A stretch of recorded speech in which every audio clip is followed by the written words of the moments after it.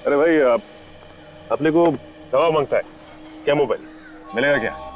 अरे अपने पास ऐसी कोई दवाई नहीं है रे, अपन दवाई थोड़ी बेचते हैं। मना मत करना दोस्त, तुमको जितना पैसा चाहिए हम देने को तैयार है। अच्छा कितना देगा? अरे अपन तो चलती फिरती बैंक है, कितना मांगता है? ऐसा क्या? ये शाने, पहला पैसा बाद में माल। ठीक है, पैसा दिखाएगा हम, लेकिन पहले माल एक हाथ ले और एक हाथ दे। चलते फिरते बैंक। अच्छा है, चलो मेरे साथ। एक मिनट, हाँ बोल पकिया। अरे ये सीआईडी है, बच गए। क्या? हाँ तुम लोग यहाँ पे रुको, मैं माल लेके आता। हाँ इधर ही रुकने का। रुक।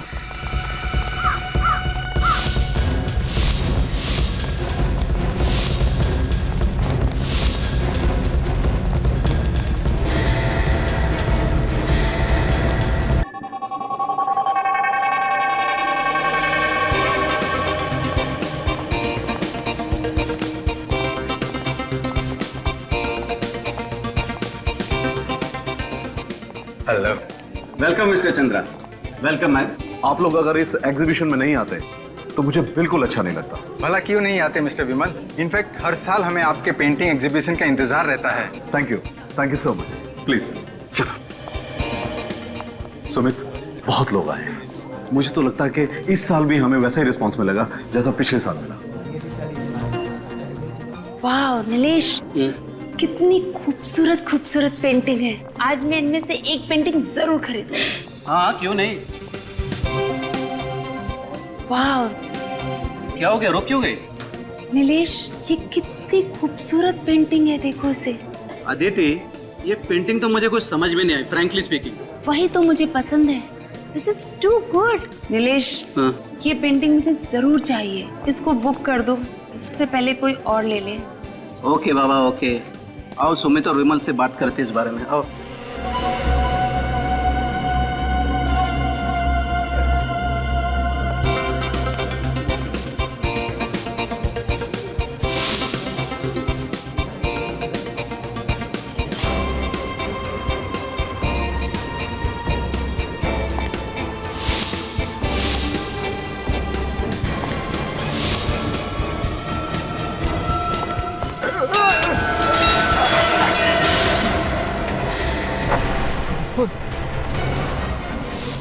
अरे इसे पोज देता हूँ जल्दी।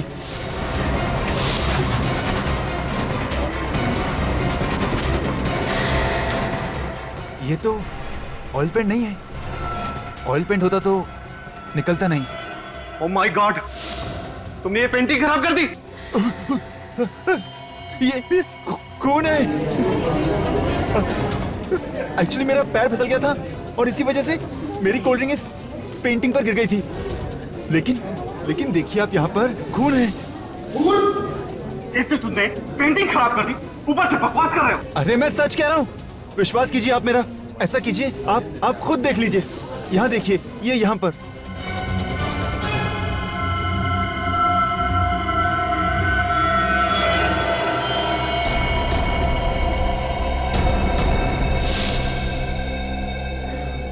हाँ सुमित, ये ठीक कह रहा है, ये तो वाकई खून है। लेकिन पेंटिंग पे खून कहाँ से आया? मुझे तो समझ नहीं आ रहा। हमें सीआईडी को फौरन बुलाना पड़ेगा।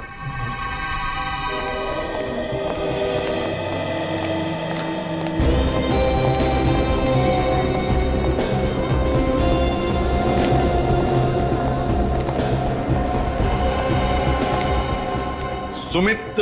जी सर, मैंने ही आपको फोन किया था। सर यही है वो पेंटिंग जिस पर हमें खून मिला। अच्छा ये है वो पेंटिंग। जी सर।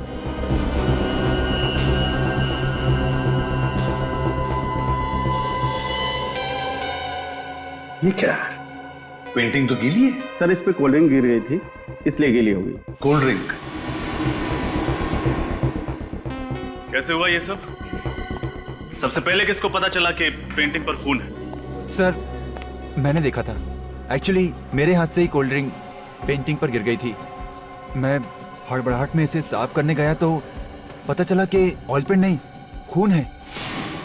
सुमित, ये पेंटिंग का एग्जीबिशन तुमने ही ऑर्गेनाइज किया है? सर हम दोनों ने, ये विमल है मेरे बिजनेस पार्टनर, हर साल हम लोग ये एग्जीबिशन ऑर्गेनाइज करते हैं। कितने सालों से बिजनेस का पार्टनरशिप है आपकी? सर 3 साल की। 3 साल की बिजनेस पार्टनरशिप है। अच्छा, सब बाकी सारी पेंटिंग्स पर पेंटर का नाम और उस पेंटिंग का दाम भी लिखा है, पर इस पेंटिंग पर ऐसा कुछ भी नहीं लिखा। पेंटिंग्स को एग्जीबिशन में डिस्प्ले करने से पहले आपने अच्छी तरह से जांच नहीं की? क्यों जांच नहीं की? क्यों नहीं की जांच? जब इतने बड़े एग्जीबिशन में सेलिब्रिटीज आने वाले थे, वीआईपीज आने वाले थे, हैं? इतनी लापरवाही? सर हमने खुद एक एक पेंटिंग चेक की थी। यहाँ पे जितनी भी पेंटिंग्स लगी हैं उन आर्टिस्ट की लिस्ट है हमारे पास। हाँ सर, हमने 40 पेंटिंग्स मंगवाई थी और सारी पेंटिंग्स अच्छे से जांच परख करने के बाद ही मेरे स्टाफ ने गोडाउन में रखी थी। हाँ, लेकिन ये वाली जो पेंटिंग है ये उसमें नहीं थी सर। रजत, जरूर पेंटिंग की अदला बदली हुई है, अदला बदली जरूर हुई है। सर हो सकता है इनके चेक करने के बाद जब इन्होंने गोडाउन भिजवाया पेंटिंग्स को, तो गोडाउन में किसी ने पेंटिंग बदल दी। हो सकता है। गोडाउन चेक करो, देखो अगर 40 पेंटिंग्स यहां पर है तो 41वां पेंटिंग गोडाउन में ही होना चाहिए। शायद उसी पेंटिंग के जगह पर ये खून वाली पेंटिंग लगाई है। पूर्वी, तुम भी जाओ।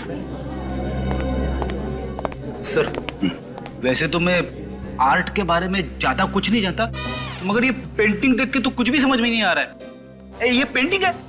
हाँ फ्रेडी, ये पेंटिंग ही है। इस पेंटिंग को गौर से देखो। ये पेंटिंग बनाने में आर्टिस्ट ने अलग अलग तरीके इस्तेमाल किए हैं, अलग अलग तरीके से पेंट किया है। ये देखो, यहां लगता है कि पेंट छिड़का है, तो यहां देखो, यहां लगता है कि पेंट ऐसे फेंका है। ब्रश के स्ट्रोक्स भी हैं। इसे देखकर लगता है कि आर्टिस्ट का दिमाग अस्थिर था, अनस्टेबल। ये देखो, ये बच्चे का चेहरा, रोता हुआ बच्चा। इसका एक ही मतलब निकलता है फ्रेडी, जरूर इस आर्टिस्ट के बचपन में कोई बुरा हादसा हुआ होगा जिसकी वजह से उसने खून से पेंटिंग बनाई, खून से। तुम्हारे यहाँ के पेंटिंग्स और पेंटर्स सबकी लिस्ट चाहिए हमें। Okay sir. हाँ, हमने पूरा गोडाउन चेक किया। हाँ, कोई पेंटिंग नहीं मिली। कोई पेंटिंग नहीं मिली? मतलब हमारा शक सही निकला, असली पेंटिंग गायब है। आपके और आपके स्टाफ के अलावा और किसी ने हाथ लगाया था इस पेंटिंग को? सर हम किसी को भी हाथ नहीं लगाने देते। किसी को भी नहीं? जी नहीं। मेहमानों को भी नहीं? जी नहीं। काम करो, विमल और सुमित और उनके पूरे स्टाफ मेंबर्स सबके उंगलियों के निशान ले लो। उंगलियों के निशान? वो किस लिए सर? फ्रेडी, जिसने भी ये पेंटिंग यहां पर लगाई होगी उसके उंगलियों के निशान तो आए ही होंगे इस पर, है ना? तो बस वो उंगलियों के निशान बाकी सारे लोगों के उंगलियों के निशान के साथ मैच करके देखेंगे, पता चल जाएगा। इसे फोरेंसिक लैब भेज दो। हाँ चलो, और जैसे ही कुछ पता चले हम आपको बता देंगे।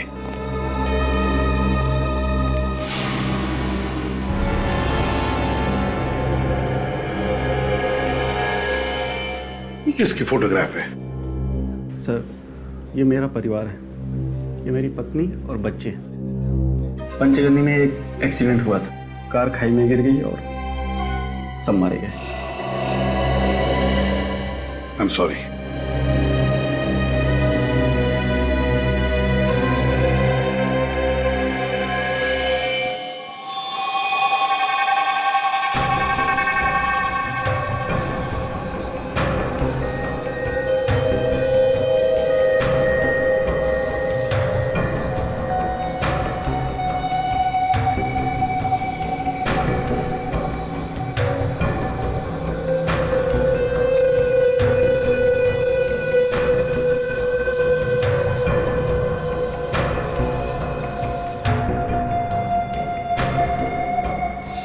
देखा बाप, इसका मतलब वाकई ये पूरी की पूरी पेंटिंग खून से बनी हुई है, इंसान के खून से।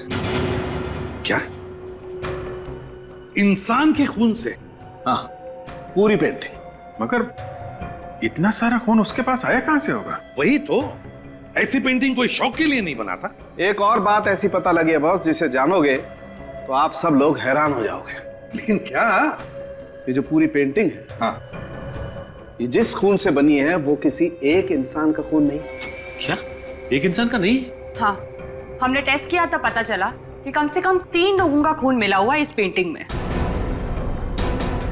3 लोगों का खून? हाँ बॉस, 3 अलग अलग ब्लड ग्रुप का खून है इस पेंटिंग में। My God. एक और बात यार साउंड के, तू सारी बातें एक साथ क्यों नहीं बताता? बताता हूं। जो खून इस पेंटिंग में मिला है, उन तीनों खून में ड्रग थी। तीनों के ब्लड सैंपल में ड्रग मिला? कौन सा ड्रग साउंड के? एक कंपाउंड है जिसे कैमोबेल कहते हैं। कैमोबेल? अब ये कैमोबेल क्या चीज है? ये कैमोबेल अगर दिन में 2 बार लिया जाए तो 24 घंटे तक भूख नहीं लगती। और इस कैमोबेल का इस्तेमाल किस लिए किया जाता है?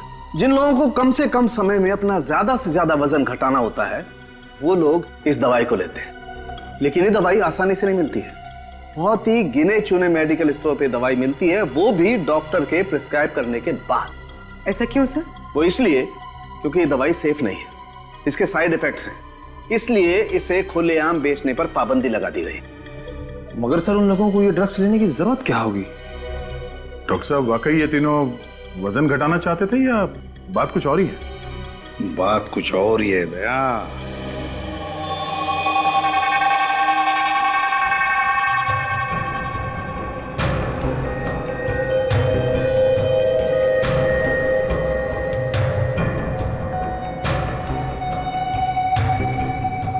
खून भरी पेंटिंग,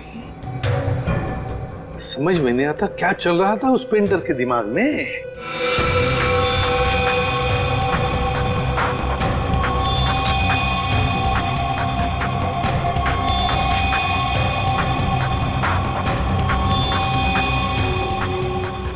मुझे तो ये पेंटिंग बहुत अजीब लगती है। तो गौर से देखिए सर, चारों तरफ ये खून फैला हुआ है, किसी भी चीज को कोई ठोस आकार नहीं दिया गया।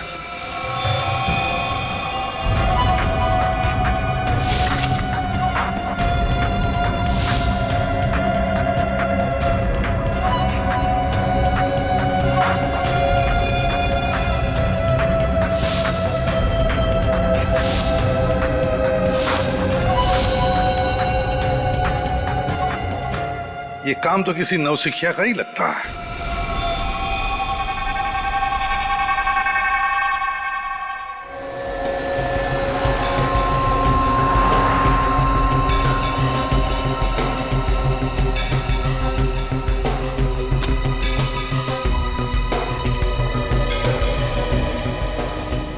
कहिए सर, आपको कौन सा साइज का फ्रेम दिखाऊं? अरे नहीं, हम लोग फ्रेम लेने नहीं आए, हम सीआईडी से। सीआईडी? बात क्या है सर? कोई खास बात नहीं है, आपसे कुछ जानकारी चाहिए थी हम। फ्रेम देखिए। तो फ्रेम आप ही की दुकान से खरीदा गया है ना? सर, ये एक स्पेशल डिजाइन है, ये सिर्फ हमारे ही कारीगर बनाते हैं। Very good. अब ये बताइए कि ये फ्रेम किसने और कब खरीदा था? एक आदमी था साहब, करीब 7 दिन पहले वो आया था, काफी जल्दी में भी था साहब। अच्छा, आप जानते हैं उसे? नहीं साहब, मैं पहचानता नहीं हूँ, वो पहली बार हमारी शॉप में आया था, कोई हमारा रेगुलर कस्टमर नहीं था। तो फिर नाम याद है आपको उसका? नहीं साहब, नाम तो नहीं। हाँ, लेकिन इतना याद है कि उसने इसी डिजाइन के 2 फ्रेम खरीदे थे। कुछ तो याद करने की कोशिश करिए। वो दिखता कैसा था, क्या कपड़े पहना था, उसका हुलिया कैसा था? इतना तो याद नहीं है सर, पर हाँ, इस फ्रेम को खरीदने वाले कस्टमर का कुछ रिकॉर्ड है मेरे पास, मैं चेक करता हूँ। हाँ प्लीज।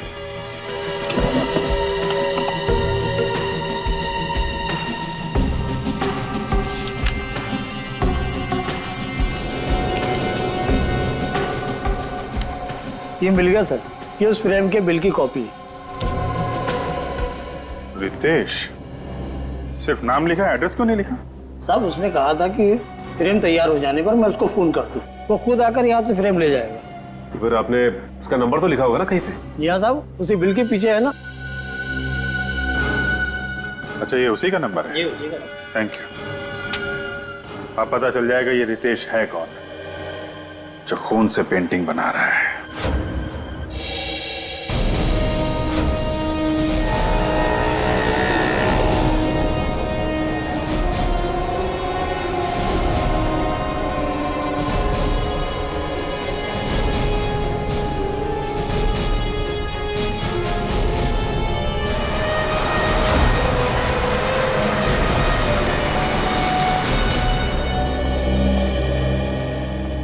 आइए सर।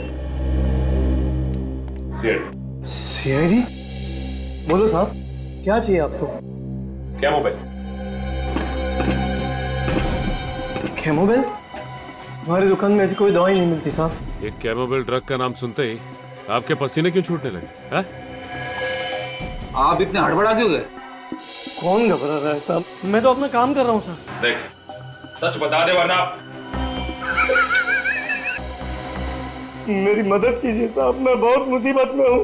ये सब नाटक क्या कर रहे हो? सच सच बताओ, बात क्या है? सर, किसी ने मुझे धमकी दी थी सर। कैमोबेल का इंतजाम करने के लिए मुझे मजबूर किया गया था। मजबूर किया गया था? कैसी मजबूरी? उसने मुझे कहा था कि अगर मैं 2 दिन में कैमोबेल का इंतजाम नहीं करूंगा तो वो मेरे पूरे परिवार को मार देगा साहब। मैं बहुत डर गया था साहब, मैं बहुत डर गया था। अच्छा, ये इस आदमी का हुलिया तो याद है ना तुम्हें? है? नहीं बता सकता साहब, उसने मुझे सिर्फ फोन किया था। फोन नंबर है ना? मेरे मोबाइल में है सर, मैं अभी देख के बताता हूँ। सब इसी नंबर से उसने फोन किया था, यही नंबर है सर। रेडी, निकल। इस नंबर का पता लगाओ, ये नंबर है किसका। इस आदमी का पकड़ा जाना बहुत जरूरी है। और एक बात, डर के जीने की जरूरत नहीं है, समझे? आइंदा ऐसा कोई फोन आए तो सीआईडी को इन्फॉर्म करना, ठीक है?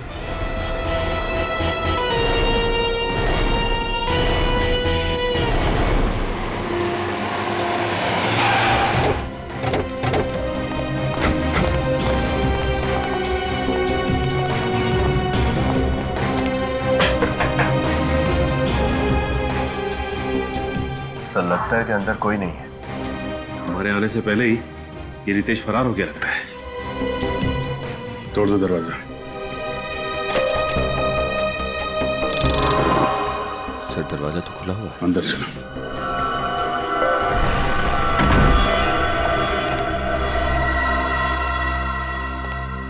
घर का तो सारा सामान बिखरा पड़ा है सर।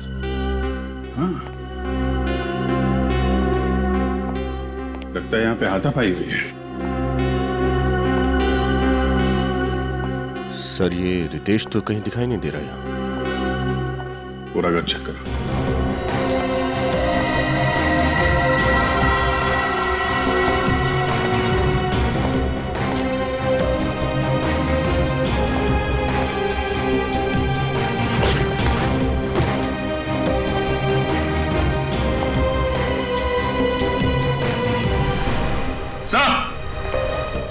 हाँ सर। सर, ये देखिए, ये सारी की सारी पेंटिंग इस बिस्तर के नीचे छुपाई हुई थी। और सर, ये पेंटिंग भी उसी पेंटिंग की तरह है, ये एग्जीबिशन में मिली थी हमें, लाल रंग की।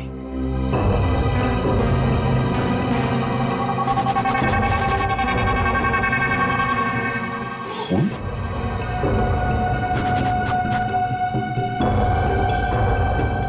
सारी पेंटिंग भी खून से बनाई गई। सर, लगता है कि रितेश ये सारी पेंटिंग्स बना रहा है। पानी की आवाज?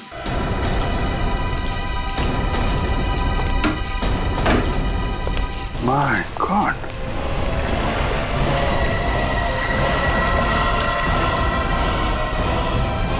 ये तो मर चुका है। इसे कहीं देखा लगा है। ये आदमी तो वहां एग्जीबिशन में था ना, वॉलंटियर।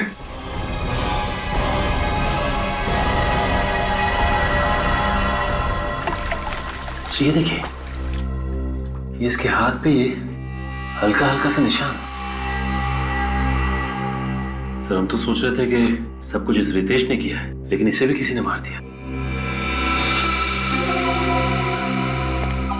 सर ये देखिए, खून के निशान। सर हो सकता है कि रितेश की हाथापाई हुई हो कातिल के साथ, और हाथापाई के दौरान उसका खून यहाँ पे लग गया हो। कातिल का भी खून हो सकता है। काम करो, इस खून का सैंपल ले लो और लाश को फोरेंसिक लैब भिजवाने का इंतजाम करो। हेलो, क्या?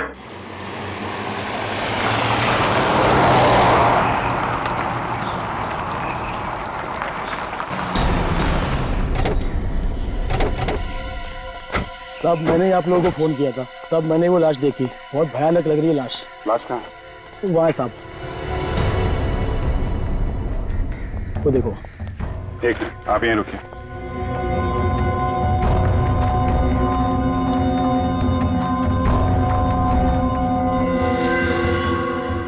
काम करो, लाश को बाहर निकालो।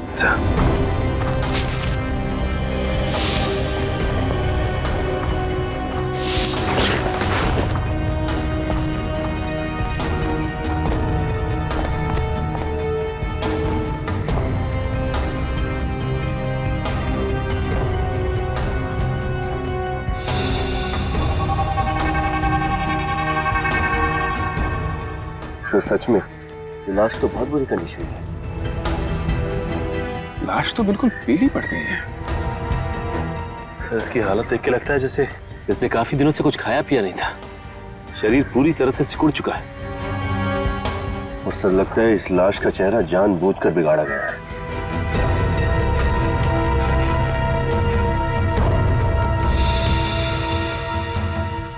ये देखिए सर, इसके हाथ पे ये छोटे छोटे निशान हैं। लेकिन सर ये निशान है किस चीज के? कई बार इंजेक्शन लगने के बाद आसपास का खून जम जाता है। निशान तो इंजेक्शन के ही लगते हैं, मगर इतने सारे निशान। मगर सर ऐसे ही निशान रितेश की लाश पे भी थे। लगता है खूनी इंजेक्शन लगा लगा के खून कर रहा है। खैर, इसका जवाब तो डॉक्टर साड़ुंखे ही देंगे। मानना मुश्किल है, कोई भला ऐसा कैसे कर सकता है? हाँ सर, दोनों लाशें बहुत ही बुरी हालत में हैं। यार साड़ुंखे, तुम दोनों डिस्कस करोगे, हमें भी कुछ बताओगे? बॉस, इन दोनों के शरीर में जरा सा भी खून नहीं है। लगता है किसी ने इनके जीते जी सारा का सारा खून इन लोगों के शरीर में से निकाल लिया। शरीर में खून है ही नहीं। हाँ सर, और इसी की वजह से दोनों लाशें बिल्कुल काली नीली और फीकी पड़ गई है। अजीब बात है सर, विश्वास नहीं होता कि कोई इंसान किसी दूसरे इंसान के शरीर से उसके जीते जी सारा खून निकाल सकता है। इन दोनों के शरीर में इंजेक्शन के बहुत सारे निशान हैं। ऐसा लगता है किसी ने बार बार सुई घोंप घोंप कर इनके शरीर से सारा का सारा खून निकाला है। और खून की कमी की वजह से इस लड़के की मौत हुई है। और सर उस रितेश की मौत की वजह भी यही है। खून तो रितेश के शरीर में से भी निकाला गया, लेकिन मौत इसकी पानी में डूबने की वजह से हुई। इसके फेफड़ों में हमें पानी मिला है। सर ये खूनी वही आदमी है जो पेंटिंग बनाता है। हाँ अभिजीत, ये एक ही आदमी का काम है, उसी का। एक बात और बॉस, रितेश के घर के दरवाजे पर जो खून का सैंपल मिला था वो खून रितेश का नहीं है। यानी वो खून किसी और का है? दया, वो खून उसी का है, उसी का जो रितेश का खून करने आया था। रितेश के साथ हाथापाई में से चोट लग गई होगी और वही खून दरवाजे पे लग गया होगा सर। मगर अभिजीत, ये है कौन? है कौन ये केमोबेल? पता लगाना पड़ेगा कि ये कौन है जिसने इस केमिस्ट को धमकी भरा फोन किया और ये दवाई मंगवा ली। सर मुझे तो आदमी पागल लगता है। कोई नॉर्मल इंसान ऐसी घिनौनी हरकत कैसे कर सकता है सर? किसी को भूखा रखना और थोड़ा थोड़ा करके खून चूस के उसे मार डालना। सर फिलहाल हमें 2 लाशें मिली, लेकिन ये मुमकिन है कि उसने और भी लोगों को कैद करके रखा होगा। हाँ रखा ही होगा, वरना अपनी पेंटिंग बनाने के लिए पेंट यानी कि इंसानों का खून कहां से लाएगा वो? जिसने भी उस केमिस्ट को फोन किया है ना, वही हमें उस खूनी तक पहुंचाएगा, वही आदमी। सर, हाँ सचिन, पता चल गया उस फोन करने वाले का? हाँ सर, जिस आदमी ने R&D मेडिकल स्टोर में फोन करके उस दुकानदार से बात की थी, उसका नाम रोहन है सर। रोहन? और पता? सर उसका पता भी चल गया, लेकिन उसके पते पे जाकर पता चला कि उसके नाम की तरह उसका पता भी नकली है सर। नाम भी नकली और पता भी नकली, तो फिर ये फोन किया किसने होगा? है कौन ये? सर ये फोन जिसने भी किया उसने सिम कार्ड लेने के लिए नाम और पता दोनों ही नकली दिया था सर। सर उसने उस दवाई की दुकान पे फोन किया और फोन ट्रेस ना हो इसलिए सिम निकाल के फेंक दिया। कोई बात नहीं, उसने जिस वक्त उस दवाई की दुकान में फोन किया था हम पता लगा सकते कि उस वक्त वो कहां पर था उसके उस फोन से। वो भी पता चल गया है सर। फिर ये फोन चोर बाजार से किया गया है, घाट कोपर के चोर बाजार से। चोर बाजार? फिर इस इलाके में तो नशीली चीजें बेची जाती हैं, ड्रग पेडलर्स के अड्डे बने हुए वहां पे। तो फिर दया, ये फोन जरूर किसी ड्रग पेडलर ने ही किया है।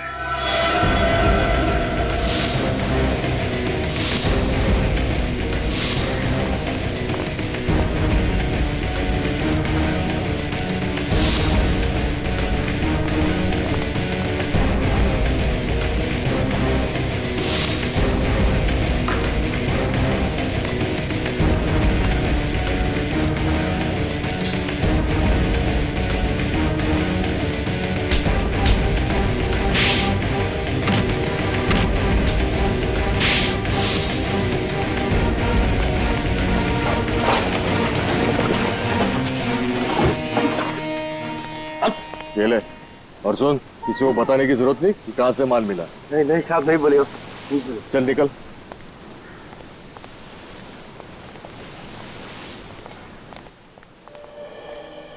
अरे भाई, अपने को दवा मांगता है क्या? मोबाइल मिलेगा क्या? अरे अपने पास ऐसी कोई दवाई नहीं है रे, अपन दवाई थोड़ी बेचते हैं। मना मत करना दोस्त, तुमको जितना पैसा चाहिए हम देने को तैयार है। अच्छा, कितना देगा? अरे अपन तो चलती फिरती बैंक है, कितना मांगता है? ऐसा क्या? ये शाने, पहला पैसा बाद में माल, ठीक है? पैसा दिखाएगा हम, लेकिन पहले माल एक हाथ ले और एक हाथ दे। चलते फिरते बैंक? अच्छा है, चलो मेरे साथ। एक मिनट। हाँ बोल पकिया। अरे ये सीआईडी है, बच गए। क्या? हाँ। तुम लोग यहाँ पे रुको, मैं माल लेके आता। हाँ, इधर ही रुकने का।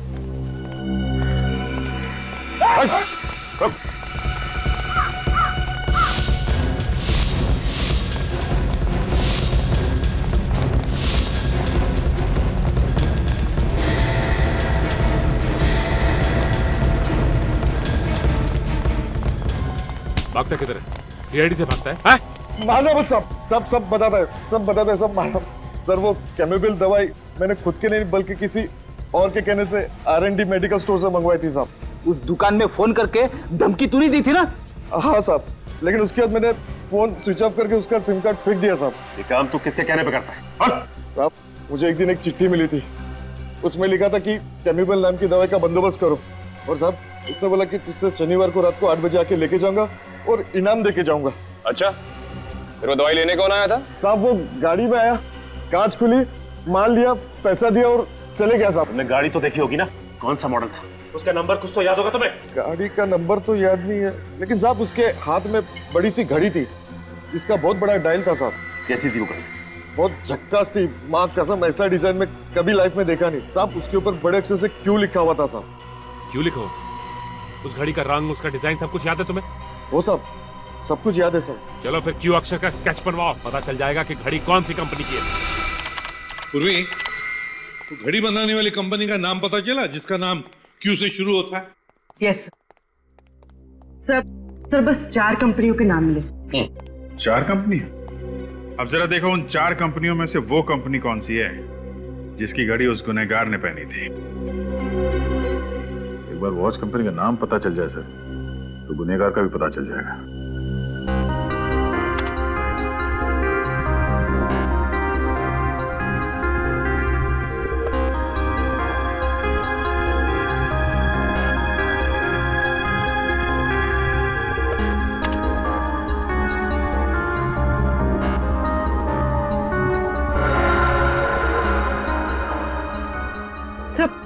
तो ये डिजाइन बिल्कुल इस डिजाइन जैसा। हाँ सर, ये क्यू का निशान तो बिल्कुल ऐसा ही है। जैसा उस ड्रग पैडलर ने कहा था। कंपनी का नाम है क्वीनी। सर ये जर्मन ब्रांड है।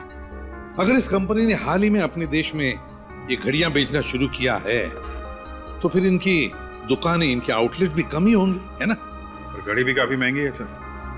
इतनी महंगी घड़ी है तो फिर सर खरीदने वाले लोग ज्यादा नहीं होंगे। हाँ, इस घड़ी की कंपनी की जितनी भी दुकानें हैं सब पे जाकर पता लगाना पड़ेगा कि किन किन लोगों ने ये घड़ी खरीदी थी और कब खरीदी थी। सर ये है क्वीनी वॉच कंपनी का ऑथोराइज आउटलेट। ठीक है, चलो अंदर चल के देखते हैं क्या पता चलता है।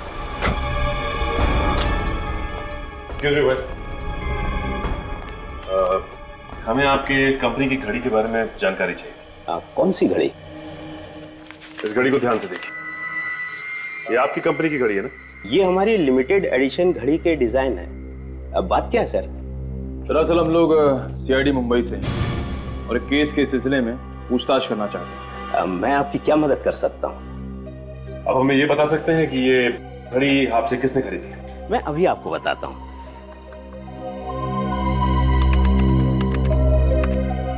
ये रही 6 लोगों की लिस्ट सर। ये शख्स कैसे हो सकता है? ये भला ऐसी साजिश क्यों रचेगा? इस साजिश के पीछे किसका हाथ है ये तो हमें पता चल चुका है, लेकिन साजिश के पीछे कारण क्या है ये इससे मिलने के बाद पता चल जाएगा। सर, ड्रग पैडलर से जिसने कैमोबेल नाम का ड्रग खरीदा था उसका पता चल गया है। कि कोई मेरे एग्जीबिशन इवेंट को खराब क्यों करना चाहेगा? हाँ वो तो मैं तुमसे बाद में बात करता हूँ। सर आप लोग कुछ पता चला ये किसकी हरकत है? भोला भाला बनने का नाटक कर रहा है। ये घड़ी पहचानते हैं आप? जी हाँ, 2 महीने पहले खरीदी थी मैंने ऐसी घड़ी। लेकिन आप ऐसा सवाल क्यों पूछ रहे हैं? क्योंकि हमें शक है कि उस खून भरी पेंटिंग में तुम्हारा हाथ है। क्या आप इस खून वाली पेंटिंग का इल्जाम मुझ पे लगा रहे हैं? जी हाँ, आप ही ने वो पेंटिंग बनाई और आप ही ने वो दूसरी पेंटिंग हटाकर खून वाली पेंटिंग एग्जीबिशन में रख दी। मैं भला ऐसा क्यों करूंगा? वो इसलिए कि तुमने सोचा बदनामी से डरकर तुम्हारा पार्टनर विमल अपना पेंटिंग का बिजनेस छोड़ देगा और वो सारा धंधा तुम्हारा हो जाएगा। आप मुझ पे ऐसा इल्जाम नहीं लगा सकते, ये सरासर झूठ है। तो फिर सच सच बताओ, घाटकोपर के ड्रग पेडलर राजू से तुमने कैमोबेल नाम का ड्रग क्यों मंगवाया? कैसा ड्रग? कौन सा ड्रग पेडलर? आप क्या कहना चाहते हो? मेरी कुछ समझ में नहीं आ रहा। और हाँ, ये घड़ी मैंने अपने लिए नहीं खरीदी थी, ये मैंने अपने स्टाफ को गिफ्ट दी थी। खुद को बचाने के लिए अब एक नई कहानी। प्लीज आप मेरा विश्वास कीजिए, ये कोई कहानी नहीं है, सच है। तुम्हारे स्टाफ मेंबर का नाम और पता चाहिए हमें।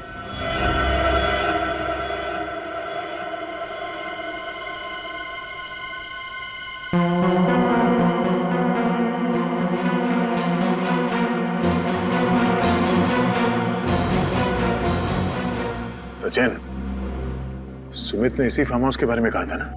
हाँ सर, सुमित ने यही फार्म हाउस बताया था सर। शख्स के पास हथियार भी हो सकता है, वो थोड़ी देर यहीं से नजर रखता है।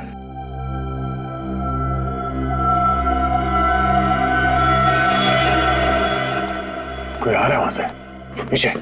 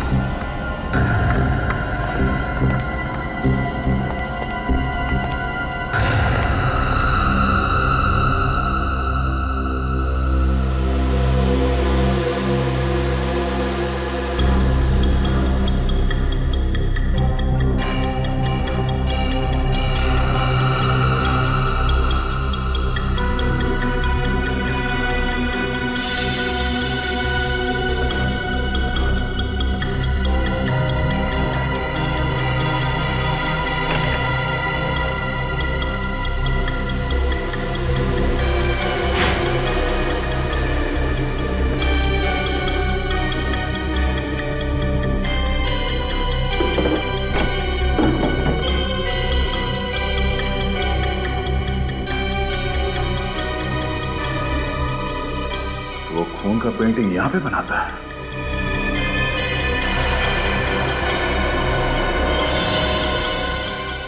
ये क्या? सुमित की पत्नी और बेटा? दूसरा बेटा कहाँ है? जरा हाथ खोलो। ये दोनों तो बेहोश है सर। हाँ?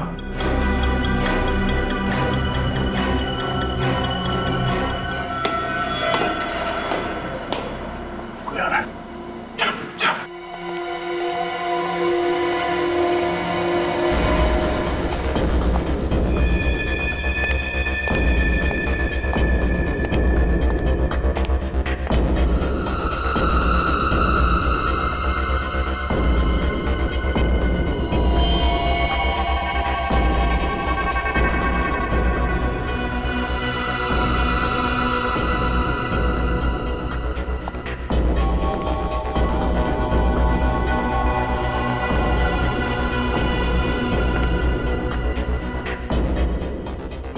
सुमित जी तो कह रहे थे कि उनकी पत्नी और दोनों बच्चे एक्सीडेंट में मारे जा चुके हैं। लेकिन सर उन्होंने ये भी तो बताया था कि उनकी लाशें अब तक नहीं मिली हैं। मतलब एक्सीडेंट हुआ ही नहीं था। इस पेंटर ने इन्हें यहाँ पे बंदी बना के रखा है। तो इसका मतलब इस पेंटर ने इन दोनों के शरीर से खून निकालकर उसी से वो पेंटिंग बनाई थी। और फिर इन्हें केमो बेल खिला के जिंदा रखा ताकि ये मर न जाए। हाँ बेटा, तेरा खून निकालो। देख, पेंटिंग बनाने का टाइम हो गया ना, तेरा खून नहीं निकालूंगा तो अपनी पेंटिंग में रंग कैसे भरूंगा? ला।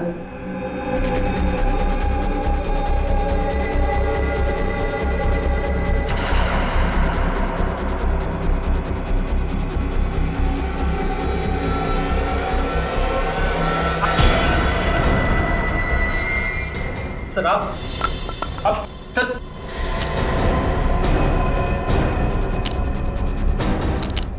सर मैं आपको सब कुछ सच सच बता दो सर। सर सब कुछ मैंने किया सर। सर सब कुछ मैंने किया सर। मैंने मारा है सर। सर मैं बता दो सर। आप रेडी निकल, जल्दी से खोलो इन्हें, हॉस्पिटल लेके जाओ।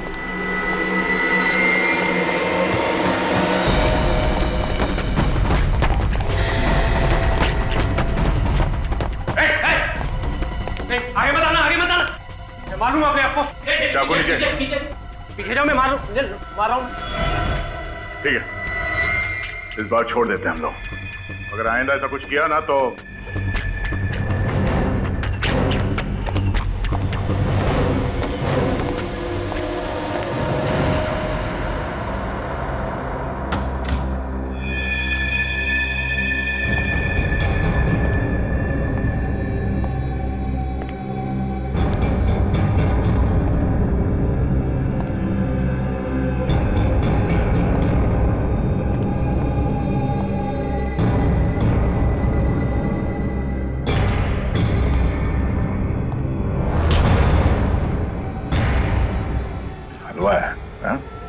ऐसे ही छोड़ देंगे तुझे?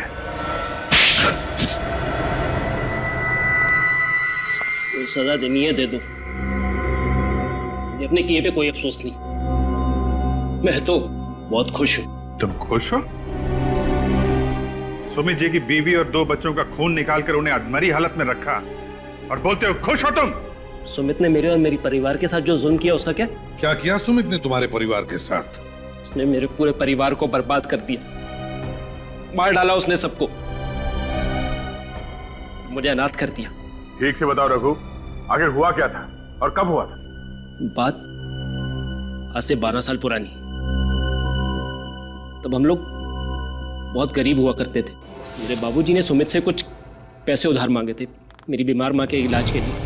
बाबूजी समय से कर्ज लौटा नहीं पाए, अब उन्होंने मोहलत मांगी। मोहलत की एवज में सुमित ने मेरे बाबूजी से गुलामों की तरह दिन रात काम करवाया। और जब जब इतने से भी उसका दिल नहीं भरा तो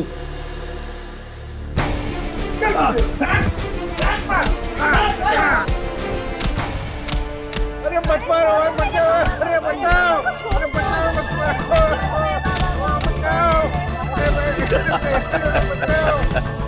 आइए आइए, बचाओ बचाओ, अरे मत मारो, बचाओ।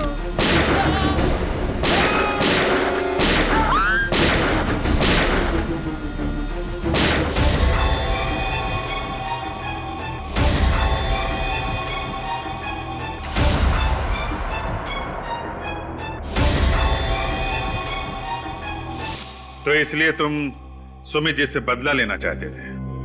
हाँ, इसलिए तो मैंने उनके यहाँ पे इतने साल नौकरी करी और उनके बारे में सब कुछ पता कर लिया। सुमित जी तुम पे भरोसा करते रहे और तुमने उनके भरोसे का फायदा उठाकर उनकी पत्नी और दोनों बच्चों को अगवा कर लिया। हाँ, और उसके बाद मैंने उनको किडनैप कर लिया, उनकी गाड़ी को खाई में धकेल दी। और तुमने उन्हें बंदी बनाकर एक खुफिया कमरे में छुपा के रख दिया। और फिर मैं उनका खून निकाल निकाल के अपनी पेंटिंग बनाता रहा। उन्हें कैमोबेल ड्रग देता रहा ताकि वो बिना कुछ खाए पिए जिंदा रह सके और मुझे मेरी पेंटिंग बनाने के लिए खून मिल सके। और फिर वो पेंटिंग मैंने सुमित की एग्जीबिशन में रख दी ताकि वो इस केस में फंस जाए, बदनाम हो जाए। और जंगल में जो लाश मिली थी वो तो सुमित के दूसरे बेटे की थी। बेचारा इतना कुछ झेल ही नहीं पाया, मर गया। फिर मैंने उसकी लाश का वो हाल किया कि कोई भी उसे पहचान ना पाए। और रितेश, वो तो तुम्हारा साथी था ना, उसे क्यों मार दिया तुमने? वो मेरी मदद करता था, अच्छा लड़का था, पर मैं अपनी पेंटिंग भी उसके घर में रखता था। लेकिन एक दिन उसे पता चल गया कि मैंने ये पेंटिंग खून से बनाई। वो मुझे धमकी देने लगा कि वो अपने बॉस को जाके सब कुछ सच सच बता देगा। तो आप बताइए ना कि मतलब ऐसे तो उसका क्या फायदा? हाँ? फिर उसके बाद मैंने उसे भी मार दिया। चल, इसकी दिमागी हालत कुछ ठीक नहीं लगती। हाँ दया, इसे इलाज की जरूरत है। रघु, सुमित को तो उसके किए की सजा मिलेगी ही मिलेगी, पर तुमने भी एक बहुत घिनौना जुर्म किया है और कोर्ट तुम्हें कभी माफ नहीं करेगा।